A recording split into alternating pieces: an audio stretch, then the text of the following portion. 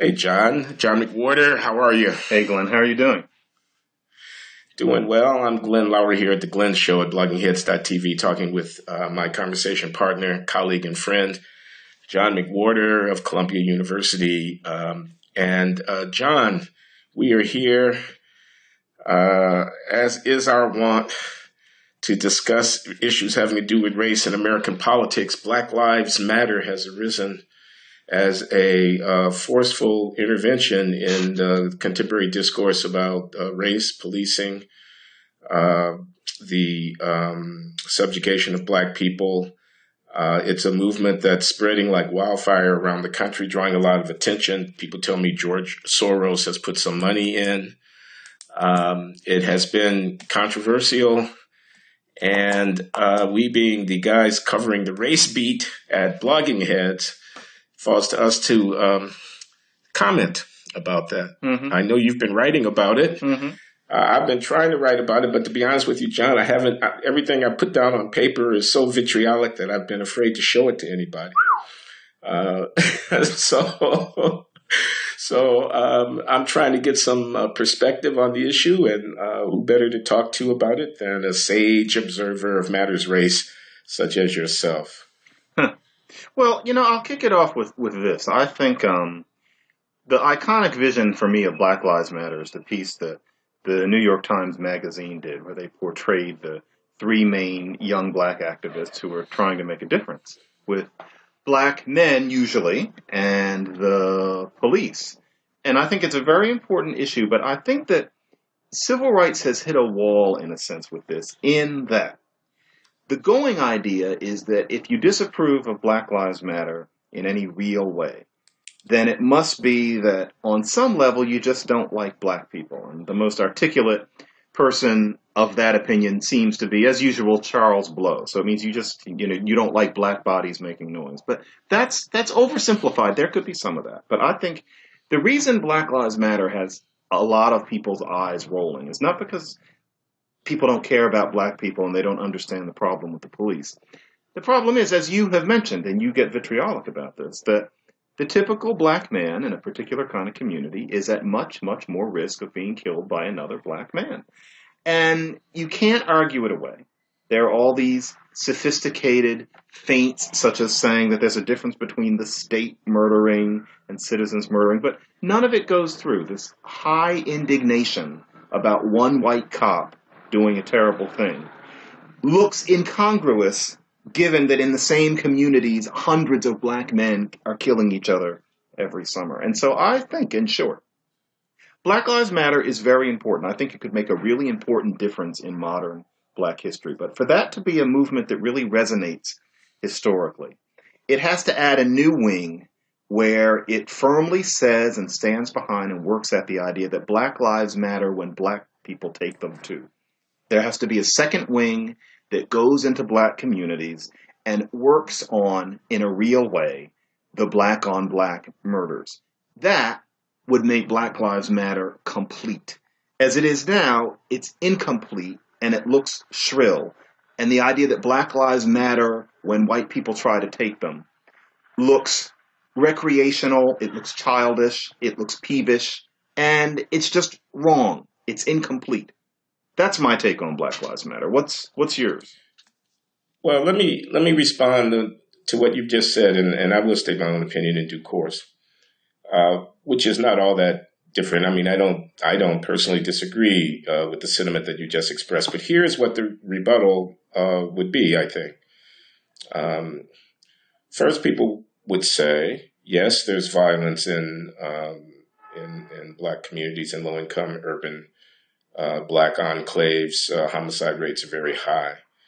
But this is a consequence of the structural racism that has played out over history and continues to play out today, Mm-hmm.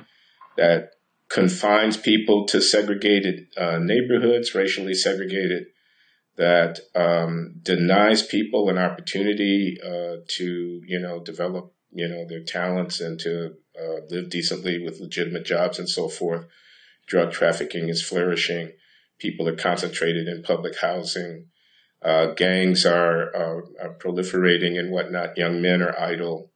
and so on. So there's a structure that accounts for the behavior, and it's unfair to, ask a movement demanding justice from the police to be responsible for patterns of behavior that are deeply, embedded in a system of over which Black people don't exercise any control. So that would be one rebuttal. Another rebuttal would be these are two different subjects altogether. Why are you changing the subject? We came here to talk about police brutalization of young Black people, and you tell me about something else, which is that young Black people on occasion, maybe even more often than on occasion, brutalize themselves. I could agree with you and stipulate that the latter is a problem, but that's not the problem I was discussing. Why are you trying to change the subject? Mm-hmm. Well, so those are two possible rebuttals to the position that you just stated. They fail utterly. I am never more struck than I am lately, because some things I've been thinking about how certain sentences that you hear often enough are accepted as truth until they become almost a kind of music. And so you take a group of people who are all the same color and you put them in neighborhoods where they're all with one another and job opportunities are not great. And the inevitable result is that the men are going to start killing each other over trivia. That is an equation that I don't think any historian, any anthropologist would think of as applicable to Homo sapiens that we know. A group of people who are poor, all put together in one place without a whole lot of opportunity, will start killing one another. No. If you actually think about it, it would be considered racist if a white person said that 75 years ago. But today, we're encouraged to think of that as somehow an enlightened or a humane take on what goes on in Black America. And as far as changing the subject, all you have to do is think about the mother who just lost her second son.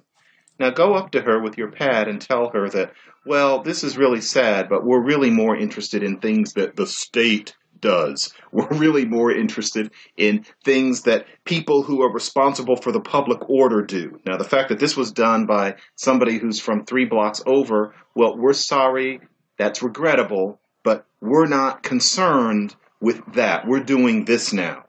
It seems almost inhumane, and yet we're supposed to accept that as wisdom. Well, okay. You just responded to one part of the rebuttal, the part that says, we're talking about the police here, and why are you changing the subject? But I guess you responded to both parts because you also said you don't believe that it's necessarily the case that because people are poor and concentrated that they necessarily have to be violent in this way.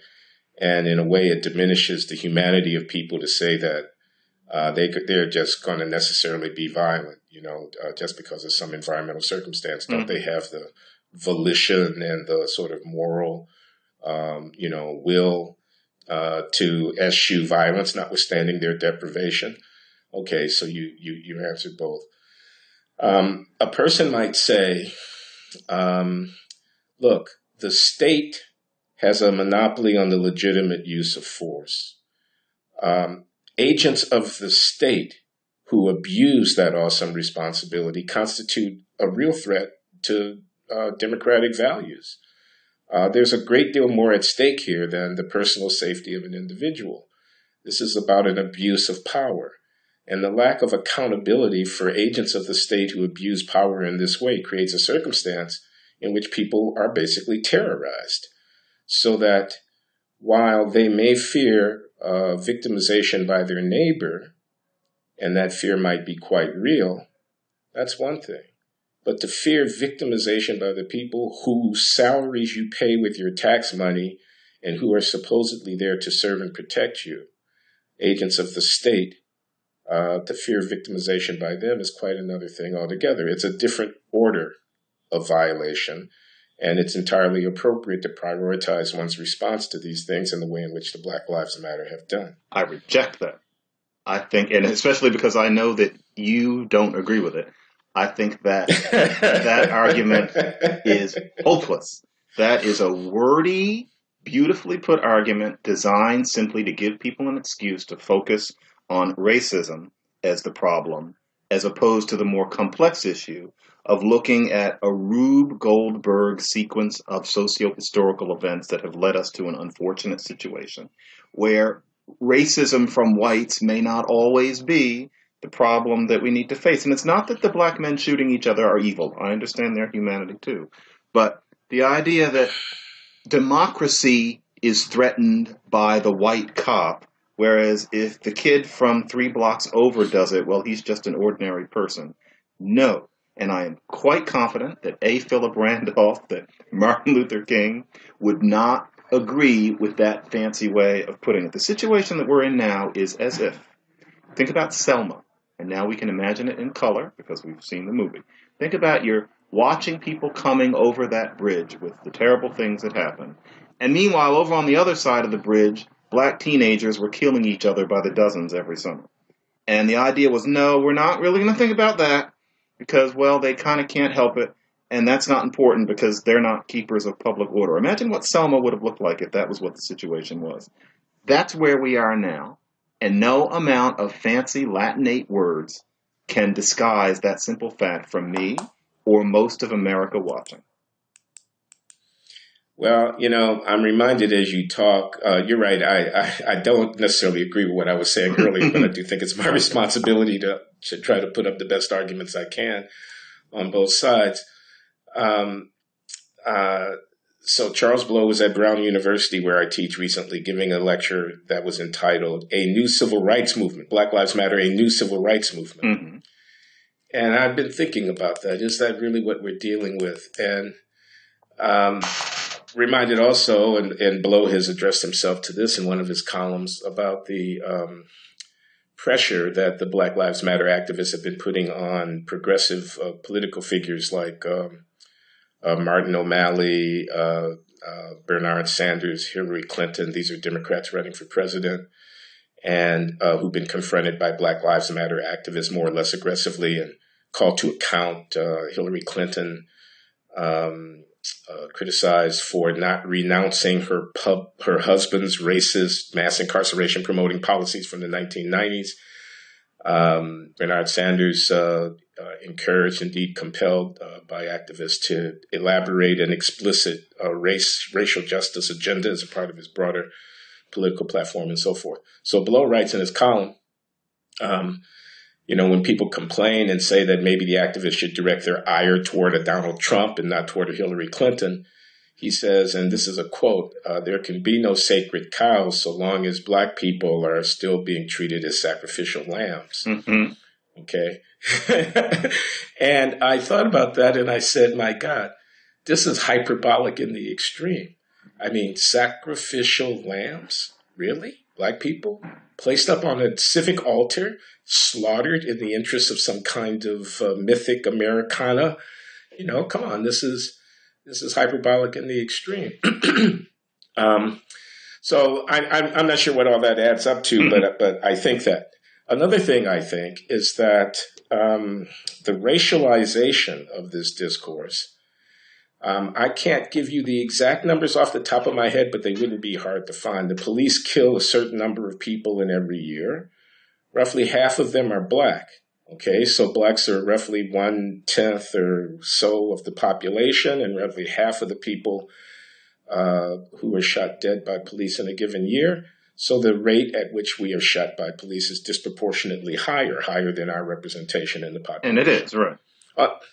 On the other hand, the rest of the people who are shot by police are not black. That turns out to be just as many or more people. Mm-hmm.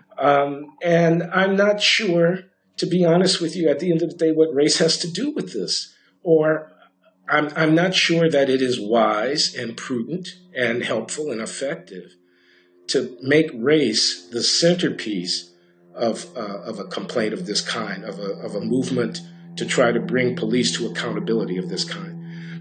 I mean, the salience of it is, of course, influenced by race. The newsworthiness, the kind of public attention that it might get when it is framed in a certain way, is influenced by race. But that's also true if you were to influence if you were to characterize common day criminal offending in racial terms. If every time a black assailant burgled or robbed or raped or assaulted a white victim, it were to be portrayed in the press as yet again another black criminal assaults a white, another innocent white lady is raped in her apartment, another poor white person coming home from their job is robbed around the corner, et cetera, et cetera. If every act of bullying in a high school, in a gymnasium, in a locker room, on a playground, in which a bunch of black kids push around a working class white kid going to an integrated public school, takes his lunch money or whatever, were to be characterized in terms of black, adolescents accost another way, et cetera, that would also heighten the public awareness of these matters and would make it more salient and more newsworthy. But it would also be wrong. It would be profoundly wrong. We can all see that it would be fomenting racism, that it would be characterizing behaviors in racial terms that perhaps are not appropriately characterized in that way. Why is it that the race of a police officer and the race of a young man who engages in an exchange of gunfire with the police officer and ends up getting the short end of it is relevant here?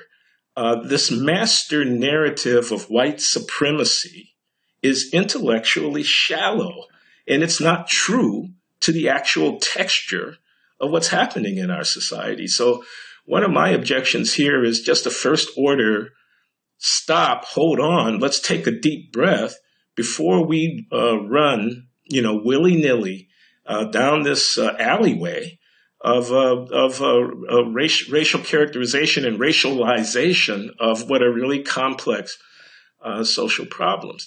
So anyway, that's hyperbolic, exaggerated, cherry picking a few cases and presenting them as if it were characteristic of what Charles Blow or Glenn Loury or John McWhorter confront day to day when we go outside of our apartments and walk onto the streets of New York or Boston or Los Angeles.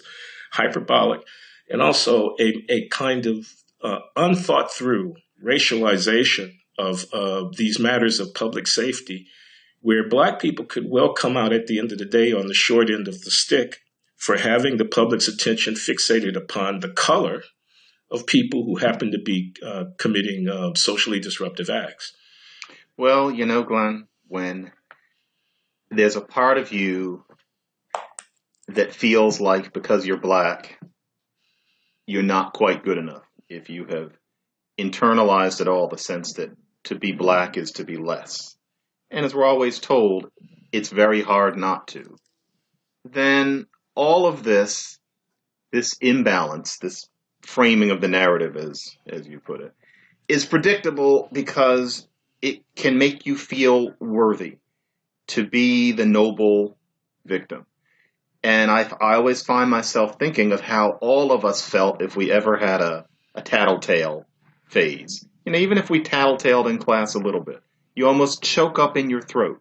You feel like you're doing the right thing. That person is doing the wrong thing, and I am on the side of the angels, and especially if the person was doing it to you or maybe to your friend. And that's a very human feeling, and in macrocosm, that's what a lot of this is. And so as a black person, you can feel that if you're fighting racism, then you're doing the right thing, you're continuing the struggle, you are highlighting victimhood, maybe not your own, but possibly your own by extension. And in that, you feel like you matter. It's something to build an identity around. If circumstances have deprived you from being quite sure that you can do it in any other way. And I think that's why people feel it as so natural. All of the business about the state, etc., is something constructed later. Why people are thinking of Walter Slager and what he did to Michael Slager, the white cop, and what he did to Walter Scott. Why Michael Slager is somehow more important than some guy who could have killed Walter Scott over nothing 20 years ago is because South Carolina, where the black victim was fleeing on foot and didn't need to do that, and who then tried to lie about it, and technology kept him from being able to do it. That was a horrific. Well, he's been charged criminally, has he not? The police. That's important, and he may not have been even, say, 3 years before. And It wasn't isolated. These events do need to be chronicled. I really do believe there's a pattern. But I'm almost finished. Yeah, go ahead. The point is, Michael Slager becomes more important than the black thug, if we will, because you get a sense of self-justification from Yeah. battling racism. And I think that the only way we're going to get past that need that so many people have is for people to really feel good about being black. And I'm almost done. I hate to say this, but the business with the cops is an enabler of that. I think black America could get beyond that more easily if there wasn't something so obviously unjust that you can always point to. We can't start dealing with what are now the real problems until we have that distraction out of the way. That's my feeling about it. What you're saying right now, because it might be completely outrageous, John. Uh, you're saying, Mike, let me see if this is what you're saying. Here's what I'm getting ready to say. That there are failures besetting African American society at every turn. The family is in shambles. Criminal participation. There's a deep security problem afflicting our people, which is managed in part by pointing a finger at racism. Any excuse that comes along that allows us to change the subject from what we haven't done to what they are doing or haven't done right is seized upon. And for that reason, the movement to which we've been calling attention is to be expected. Did you just say that? I said precisely that, but not as well as you did. Okay, I'll take that compliment. Thank you very much. I'm exactly glad to have some clarification on it. Because that's extremely provocative. I mean, I think I agree with it, maybe which is why I could put it, as you say, so well, in that here we are in the second decade of the 21st century, a half century after the height of the civil rights movement, the enactment of the civil rights laws and so forth. And we're still looking at astronomical poverty rates of incarceration and so forth and so on. We're still grappling with problems of disproportionate rates of and so on. Many examples could be given. And people don't quite know what to do or what to say about it. The intellectual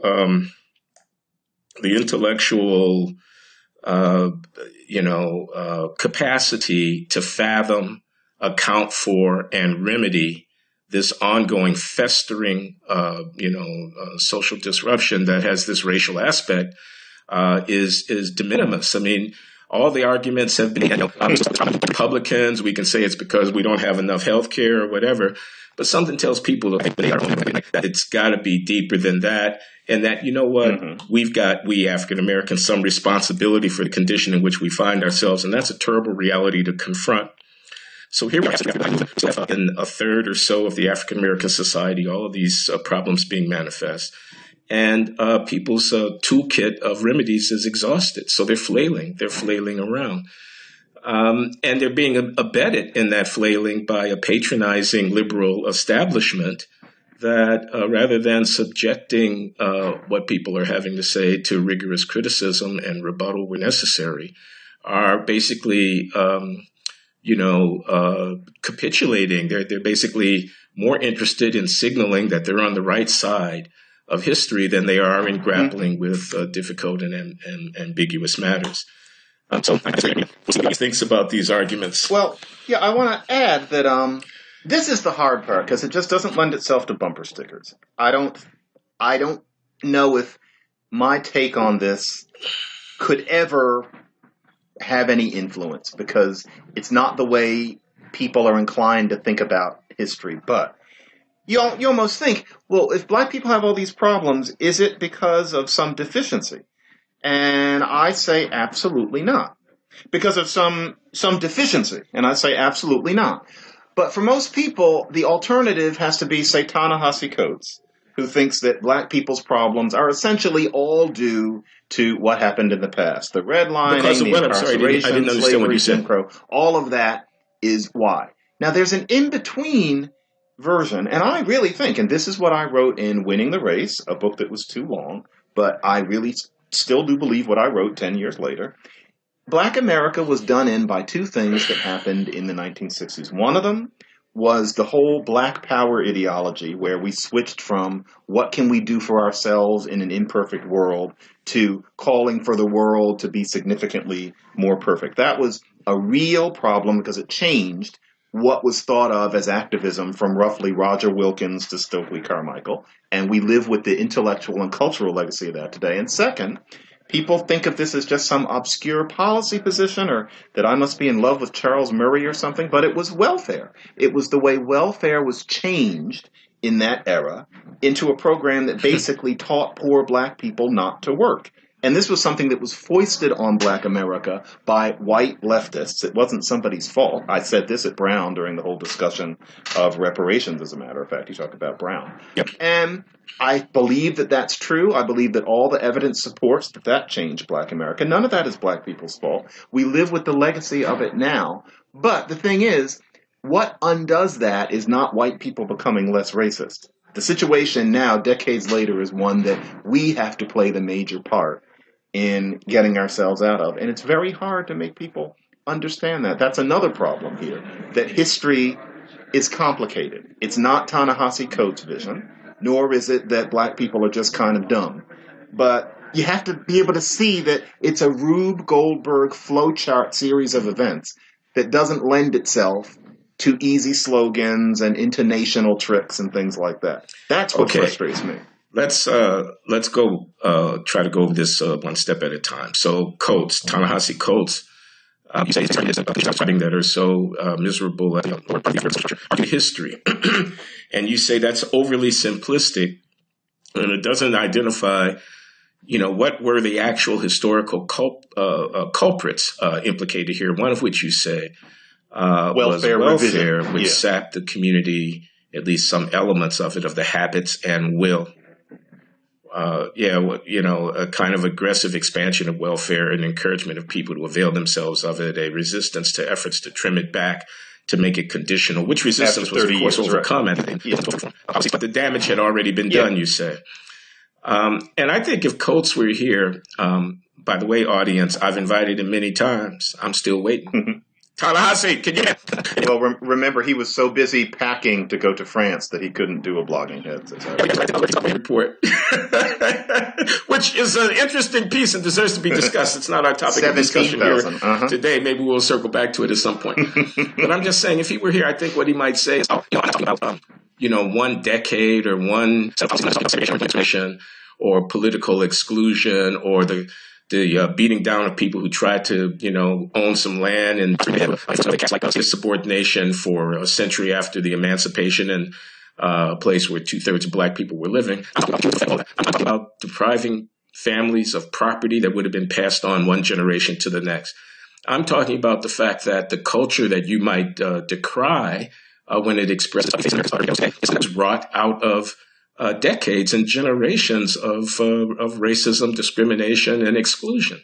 The families that moved out of the South and came up to the industrial jobs in places like didn't find a place to live, and they wouldn't get the good job at the factories.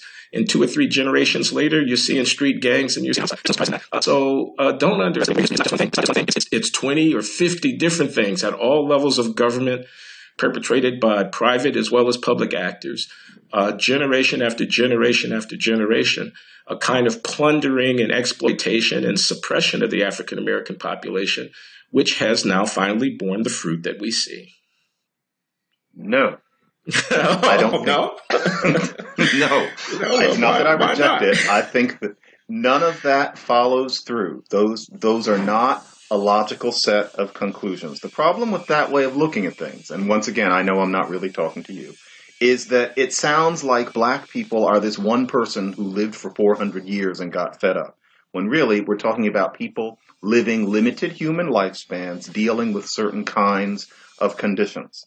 And this idea that what happened starting in the late 60s and early 70s is a matter of this one protean human being who's just gotten fed up after going through the Great Migration and then being put in a housing project, etc., has nothing to do with the way real human beings, we black people have to see ourselves as real human beings, live lives on this planet. And the kind of rhetoric that you're talking about simply ignores. There's a lack of interest in black American history from roughly 1880 until about 1960. Maybe because it isn't as graphically exciting as slavery. I'm not sure. But a person living under conditions that we would consider absolutely grievous in 1935 did not live in the kind of community that that person's grandson lived in 1975 or 1985. And these were people where if they did the wrong sort of thing, they could find themselves hanging from trees. You often couldn't get into a union. And everybody likes to talk about how things really weren't that much better in the North than they were in the South. And yet, you had shabby communities. There was always a such thing as a criminal. There was always a such thing as illegitimacy. But it was nothing like it became later, which means not there's something wrong with black people in 1985. That would be just as silly as thinking there's something wrong with black people in general. But something happened in the 1960s, and attention must be paid if we're really going to understand ourselves and where we are. That is my answer to that line of reasoning. I think it doesn't follow through. Yeah, I'm basically in agreement with you, John. I may think that you, John McWhorter, to some degree overemphasize the influence of welfare as such on all of these matters. Actually, I do think that, and I've said that to you in the past. But certainly the direction of the effect you've got is right. It was not helpful in the ways in which you describe, whether or not it is as important a factor as you say a person could argue about. But I get that. I think there's a couple of other things here that I would like to emphasize. One of them is class differences within the African American community. The serious problems that we're talking about are largely to be found in the lower working class and impoverished and disconnected elements of the community. Certainly, the variation in, for example, the intensity of incarceration across different educational classes for young African American men is quite great. Blacks are more likely to be incarcerated at any education level, but blacks who finish high school and get some college are much, much, much less likely to be incarcerated than blacks who drop out of high school. And these communities that we're talking about in St. Louis or Chicago or Detroit or certain parts of New York City and other places which are largely or exclusively black and which are poor and which have high crime rates and so on, they are to some degree a consequence of what had been in the past more diverse, socioeconomically diverse communities, becoming less so because the people who had options moved out. The people who were working attached to the labor force, the people who had values that were, what Elijah Anderson, the sociologist, calls decent in the sense of affirming work and family and law-abidingness and so on. They had options and they moved out. So the enclaves remained that were created by those who remained behind were more homogeneous and more disadvantaged. But I also want to call attention to class differences in the discourse, in the way in which movements get going, because to a great extent, the energy here in the Black Lives Matter sphere is coming from relatively advantaged African Americans who, for example, take a college campus, take Brown University, which I know a little something about. I love my students. They're magnificent. They're brilliant, and they're going to change the world. There's not any doubt about it. I feel proud to be teaching them. But sometimes when I observe my African American students, I see struggles that they're going through to work out their identity. They went to a suburban high school that was 92% white. Their parents are making $300,000 a year, which is not a lot of money for a brown parent. I want you to know. Their parents are making big money, and they find themselves thrown into this competitive milieu, and they're sort of trying to sort themselves out and trying to find themselves, okay? And they know they're black. But they may not know exactly how and to what extent and for what purpose and what they're going to make of it and so forth. And I don't mean to make light of it, and I'm certainly not setting them up as some kind of straw people here to be knocked down. I'm just saying they're going through some stuff. And so when a movement comes along and when this kind of mobilization and when, our bodies and, we're fighting for whatever, there's something in that, young adult, adolescent young adult psyche searching for, that's going on. Of course. Now, that's a class-specific phenomenon, okay? Because a kid who's not at a Brown University campus, a kid who dropped out of high school, a kid who's got a job at the hardware store somewhere, sweeping up in the back or whatever, a kid who's running with these gangbangers or trying to not run with them, one thing's for sure, he's not worried about whether or not he's black. Okay, you're not worried about how to No, behave in such a way as to no. express the He has no. authenticity of his blackness. No, he knows he's authentic. Yeah. So the character of the movement is going to reflect to some degree the psychological and existential needs of the people who are going to be populating that movement, and those are largely going to be people drawn selectively from the better educated and more economically secure elements of the African American community. I don't say that to discredit them in any way. I simply say that I think class issues are implicated here in addition to race issues. And that's really where I want to go with this. It's not just about blackness and whiteness. It's really a complicated phenomenon that's unfolding around us.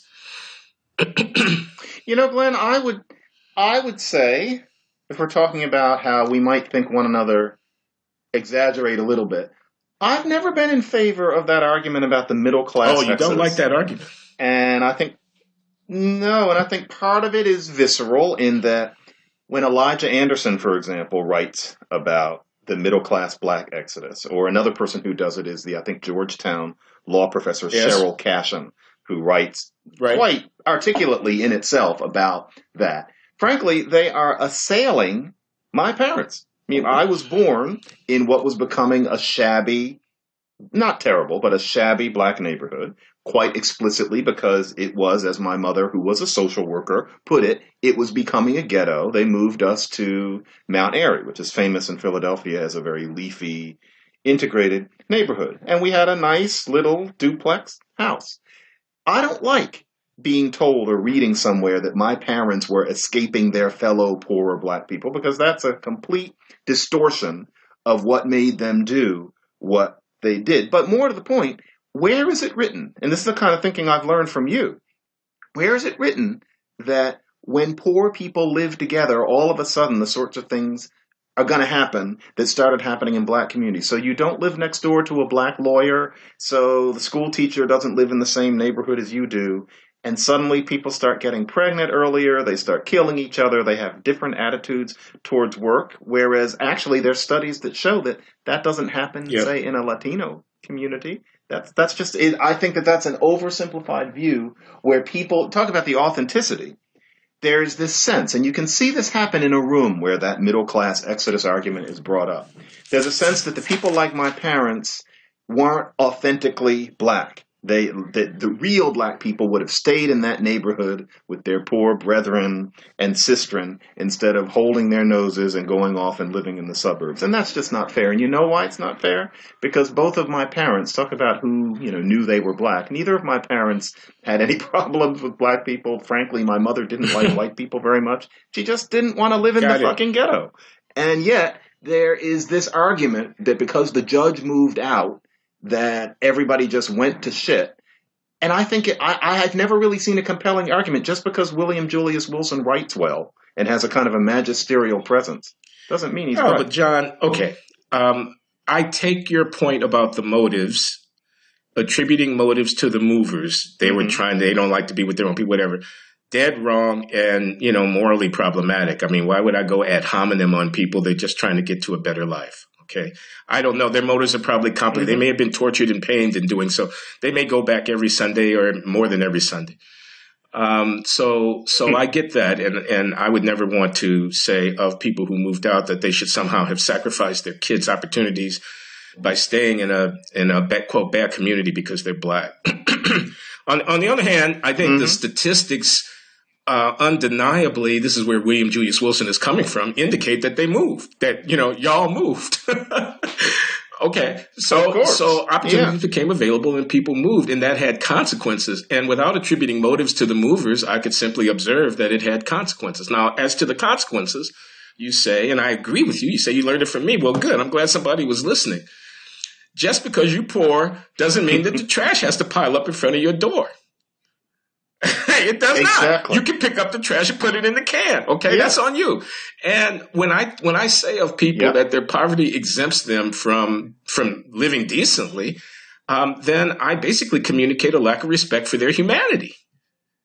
I turn them into machines, into dumb animals who have no choice of free will about how they live. And it's even more insidious than Exactly. It's that, an insult. because not only might the editorial writer who says, well, the poor will always be with us and they'll always be poor, it's our job to do something about it or whatever, and exempts poor people from the standards that we would apply to everybody else. Not only is he patronizing, but this cast of mind inhibits the formation within our communities of leadership and, the development of a kind of a culture of responsibility, where you have informal social pressures on people to behave in a way that's consistent with the ideals and values that we affirm. In other words, it gives the community an excuse not to tend to its own knitting. It disarms the storefront pastor who's got a congregation of a couple of hundred people and trying to teach the little girls not to get pregnant too soon and trying to teach the little boys not to become susceptible to the lure of the gang and of the drug sales and the street corner and whatnot. It disarms that cultural critic from within the African American community who's not interested in making excuses, but wants to improve the lives of her or his people.